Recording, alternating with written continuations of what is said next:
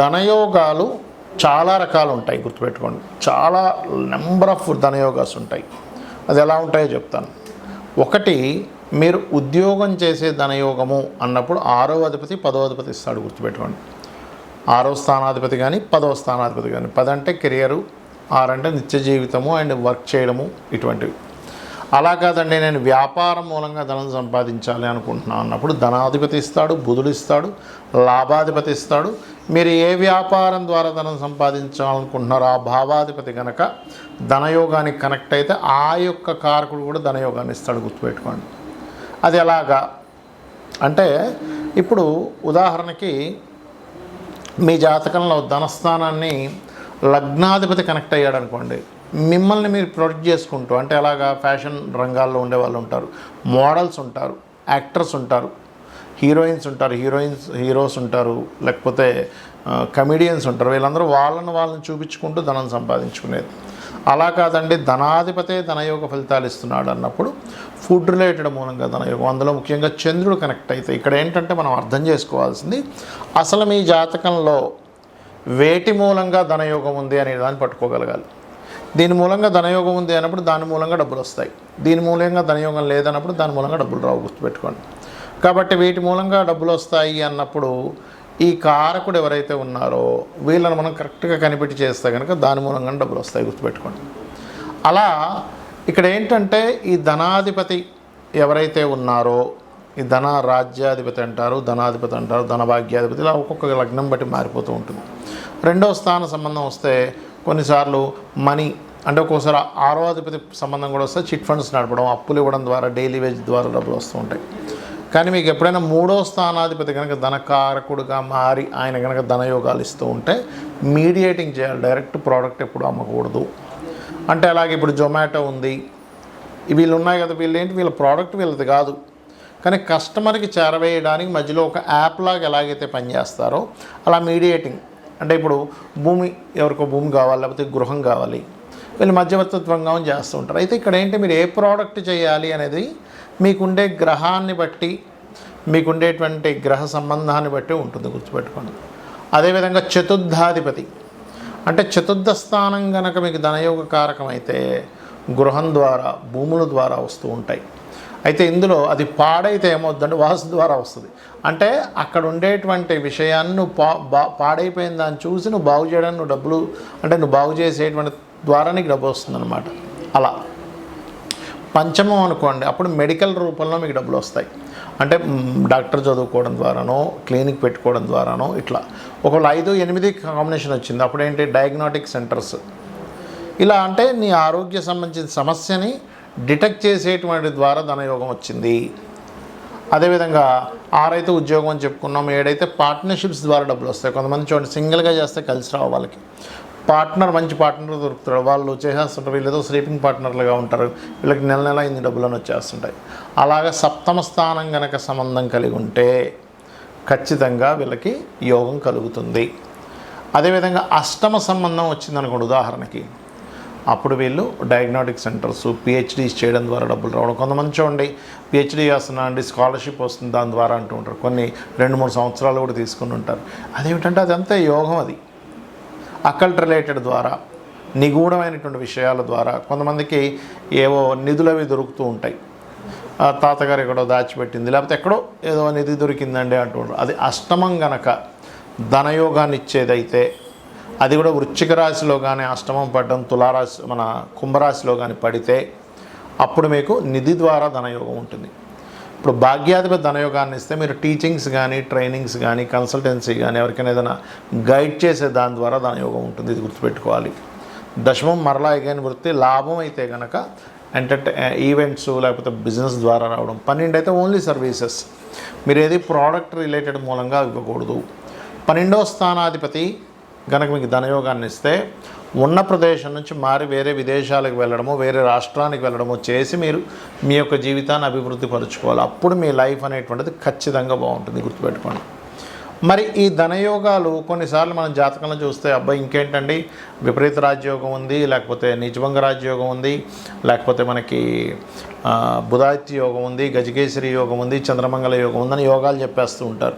ఓ 15 యోగాలు వచ్చేస్తాయి మనం సిస్టంలో కట్టగానే.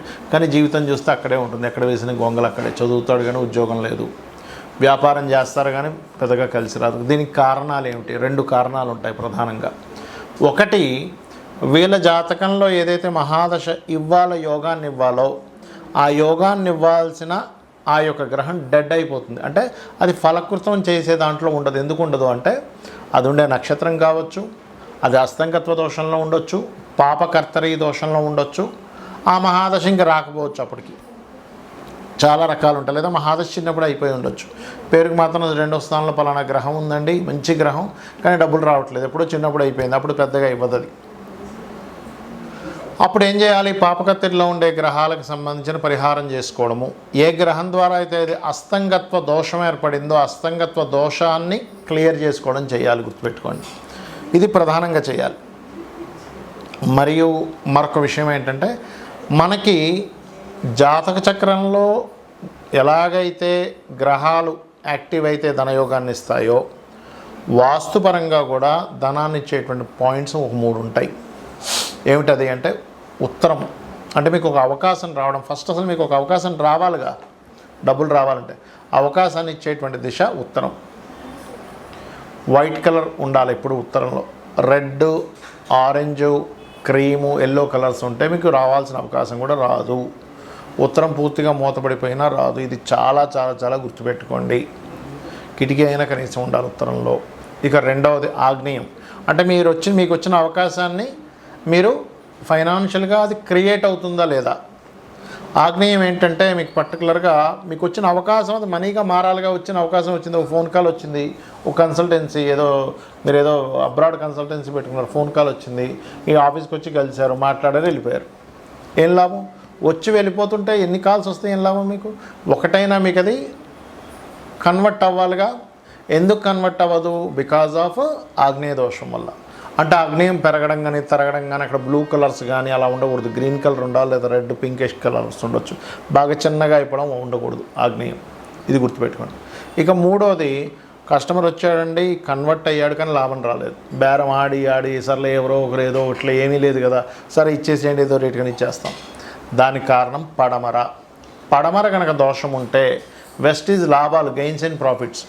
అంటే మీకు వచ్చినటువంటి కస్టమరు అక్కడ పడమర దోషం ఉండడం వల్ల మీకు రావాల్సిన లాభం రాదు. సో ఇవి చూసుకుంటూ చేయండి, ఖచ్చితంగా మీకు ధనయోగం కలుగుతుంది. మరియు దీంతోపాటు ఓం ధర్మాధ్యక్ష ధనాధ్యక్ష ధనధాన్య వివర్ధిని నమః అనే మంత్రం చేయండి. 100% మీరు ధనవంతులు అవుతారు. శ్రీమాత్రే నమః. 6 నిమిషాలు వచ్చిందా ఇది? అయితే 1.5 చెప్తాను. వృశ్చికం వారికి కనుక చూసుకున్నట్లయితే, వృశ్చిక రాశి వారికి లేదా వృశ్చిక లగ్నం వారికి పట్టుదల, కాంపిటీషన్ లక్షణాలు చాలా అధికంగా ఉంటాయి. అయితే మీకు ధనాన్ని ఇచ్చే కారకుడు ఎవరు అంటే ధనాధిపతి గురువు అవుతాడు. కాబట్టి మీరు గమనించండి, మీ యొక్క జీవితంలో సంతానం కలిగిన తర్వాత నుంచి ఫైనాన్షియల్గా గ్రోత్ అనేది పెరుగుతూ ఉంటుంది. అయితే ఇక్కడ మీకు ధనాధిపతి అయిన గురువు, ధన పంచమాధిపతి అయిన గురువు కూడా ధనయోగాన్ని ఇచ్చే కారకుడు, లగ్న షష్టమాధిపతి అయిన కుజుడు కూడా ధనయోగ కారకుడు, అదేవిధంగా భాగ్యాధిపతి అయిన చంద్రుడు, దశమాధిపతి అయినటువంటి రవి, లాభాధిపతి అయినటువంటి బుధుడు కూడా ధన యొక్క కారకుడు అవుతూ, ఇక్కడ లాభాధిపతి బుధుడు ఇక్కడ మీకు పూర్వజన్మ కర్మకారకుడు కూడా అవుతాడు. దాని మూలంగా మీరు తీసుకోవాల్సిన జాగ్రత్తలు ఏమిటి, వాస్తుపరంగా మీరు తీసుకోవాల్సిన జాగ్రత్తలు ఏమిటి, గోచారం ఇప్పుడు ఎటువంటి విషయాల మీద దాని ప్రభావం చూపిస్తుంది, దానికి సంబంధించిన పరిహారాలు ఏమిటి అనేటువంటి అంశాలు చెప్తుంది. నేనైనప్పటికీ చెప్పిస్తుంది సాక్షాత్ లలితా అమ్మవారిగా భావిస్తూ, ఆ లలితాంబిక అమ్మవారి యొక్క అనుగ్రహం మీకు పరిపూర్ణంగా కలగాలని మనస్ఫూర్తిగా కోరుకుంటూ, ఇక్కడ వృశ్చికం వారికి చూసుకున్నట్లయితే ధనాన్ని ఇచ్చే విషయంలో ధనాధిపతి ఎవరైతే ఉన్నారో ఈ ధనాధిపతి గురువు యొక్క స్థితిని మనం బలపరుచుకోవాలి. అంటే దక్షిణామూర్తి స్తోత్ర పఠనం చేయడము, గురు చరిత్ర పారాయణం చేయడము, లేదా దిగంబర శ్రీ పాదవల్లభ దిగంబర అనే మంత్రం చేయడము, లేదా జై గురుదత్త శ్రీ గురుదత్త అనేటువంటి నామస్మరణ చేస్తూ ఉండండి. ఫైనాన్షియల్గా గ్రోత్ పెరుగుతుంది. అదేవిధంగా గురువు, కుజుడు మరియు చంద్రుడు, రవి, బుధుడు ఈ 5 గ్రహాల్లో ఏదైనా పాపకత్తిరిలో ఉందా, లేకపోతే అస్తంగత్వ దోషంలో ఉన్నాయో చెక్ చేసుకోవాలి. ఏ పాపకత్తిరిలో ఉంటే ఆ పాపగ్రహాలకు సంబంధించినటువంటి పరిహార మార్గం చేసుకోవడము, దానం ఇవ్వడము, లేకపోతే జపం చేసుకోవడం చేసుకుంటూ ఉంటే మీకు ఓపెన్ అవుతుంది ధనయోగం అనేటువంటిది. అదేవిధంగా ఇక్కడ ఇందాక నేను చెప్పినట్టుగా ఈ కుజగ్రహం దగ్గర రవిగ్రహం దగ్గర దీపారాధన చేస్తూ, ప్రస్తుతం రవి రాసుల్లో కేతు ఉన్నాడు కాబట్టి గోచారంలో కేతు ఉన్నందుకు ఉద్యోగంలో చేసే మిస్టేక్స్ వల్ల ఒక్కొక్కసారి ఉద్యోగం వదిలేయడము, ఉద్యోగం విషయంలో తీసుకునే రాంగ్ డెసిషన్స్ వల్ల ధనపరమైన విషయాల్లో ఇబ్బంది వస్తుంది. కాబట్టి కేతుగ్రహం దగ్గర దీపారాధన చేయండి, అన్ని విధాలా బాగుంటుంది. మరియు మీరు ఇంట్లో గృహంలో కూడా ఈశాన్య దిశ, ఎందుకంటే గురువు ఈశాన్యానికి కారకుడు కాబట్టి ఈశాన్య దిశలో ఏమైనా దోషాలు ఉన్నాయా, ఎక్కువ బరువులు పెడుతున్నామా, లేకపోతే ఈశాన్యం ఏమైనా మూతబడిపోయిందా, తలుపు కిటికీ ఇటువంటిది లేదా, ఇటువంటివి చూసుకోండి. అప్పుడు మీకు ఆటోమేటిక్గా ధనపరమైనటువంటి విషయంలో చాలా బాగుంటుంది.